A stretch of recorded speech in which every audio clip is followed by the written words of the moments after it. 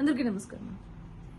కొన్ని జంతువుల్ని ఎంత కొట్టినా మారవు, ఎంత తిట్టినా మారవు, అదేవిధంగా ఎంత బుద్ధి చెప్పినా కూడా మారవు. అలాంటి జంతువుల్లో నెంబర్ 1 జంతువు ఎవడైనా ఉన్నాడంటే కొడాలి నాని. ఈ జంతువు ఈ రోజు ప్రెస్ మీట్ పెట్టాడు. జంతు లక్షణాలన్నీ పుష్కలంగా కనిపించినాయి జంతువులు. అధికార పక్ష పార్టీ నుంచి సూటిగా ఒకటే క్వశ్చన్ అడుగుతున్నారు. 500 కోట్ల రూపాయలు పెట్టి ప్రజాధనం దుర్వినియోగం చేస్తూ విలాసవంతమైన భవనాల్ని ఏ పర్పస్ మీద కట్టారు? స్ట్రైట్ గా ఆన్సర్ దానికి ఇవ్వండి. సరే, ప్రభుత్వ పెద్దలు వస్తే ఆ ప్రభుత్వ పెద్దలు ఉండడానికి కట్టాము అని చెప్తున్నారు. సరే, ప్రభుత్వ పెద్దల కోసమే కట్టారు అని అనుకుందాం. ఆ ప్రభుత్వ పెద్దల కోసము స్పా సెంటర్లు అంటే అవి ప్రభుత్వ కార్యాలయాలా, ఇంకా దేనికైనా వాడే కార్యాలయాలా? స్పా టేబుల్స్ ఇలాంటి బాత్రూమ్స్ లో పెట్టారు అంటే ఏ ఉద్దేశంతో పెట్టారంటారు? అంటే రేపొద్దున్న ప్రధానమంత్రి వచ్చినా, రాష్ట్రపతి వచ్చినా, గవర్నర్ గారు వచ్చినా, ఎవరు వచ్చినా సరే రిలాక్సేషన్ అవ్వడానికి స్పా సెంటర్ లో మీరు స్పా టేబుల్ పెట్టి అక్కడ చేద్దాం అనుకున్నారా? అసలు ఏంటి మీ ఉద్దేశం ఏంటి అని అడిగితే సమాధానం లేదు. కానీ ఇప్పటికీ సమాధానం చెప్పకుండా ఇంకా చిల్లరగా మాట్లాడుతున్నారు చూడండి. అది వైఎస్ఆర్సీపీ పార్టీ అంటే.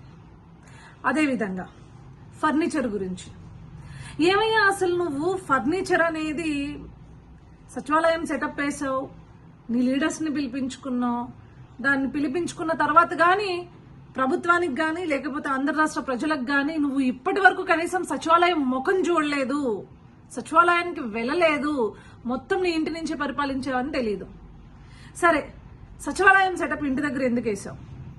అదేవిధంగా ఫర్నిచర్ ఏదైతే ప్రభుత్వానికి సంబంధించింది ఎందుకు వాడుకున్నావు నీ ఇంటి దగ్గర అని చెప్పేసి సూటిగా ప్రజలు కావచ్చు, ఇప్పుడున్న అధికార పార్టీ కావచ్చు అడుగుతుంది. దానికి ఏది సమాధానం లేదు. ఏం చెప్తాడండి? మనకి గుడికి, తిరుపతికి, ఉగాదికి ఎవరైనా అయితే స్వామివారి గుడికి పట్టు వస్త్రాలతో ఎవరైనా సరే వెళ్తారు భార్యాభర్తలు. అలాంటి గుడి ఇంటికి తీసుకొచ్చి సెట్టింగ్ వేసినాడు. సచివాలయం సెట్టింగ్ ఆఫ్టర్ ఆల్ వేయలేడా? వేస్తాడు. సో దాన్ని ఈ రోజు సమర్థించుకోవాలని చెప్పి బయటకు వచ్చి ఇంకా బురద జల్లుతున్నారు చూడండి. ఆ రోజు కోడలు గారు క్లియర్ గా చెప్పారు, నేను ఏదైతే ఫర్నిచర్ అనేది నా దగ్గర ఉండిందో దాన్ని తీసుకుని వెళ్ళామని చెప్పి నేను మీకు లెటర్ రాశాను అని చెప్పారు.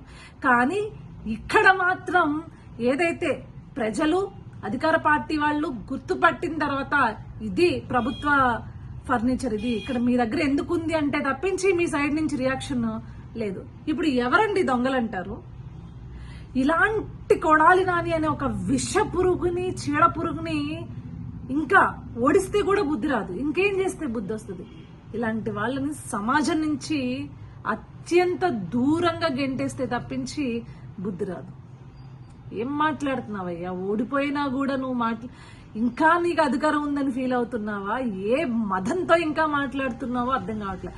బేసిక్ గా వైఎస్ఆర్సీపీ పార్టీలో ఉండే ప్రతి ఒక్కడు కూడా ఇలాంటి మృగాలే ఉంటారు, ఇలాంటి జంతువులే ఉంటారు అని చెప్పేసి మరొక్కసారి నిరూపించుకున్నారంటే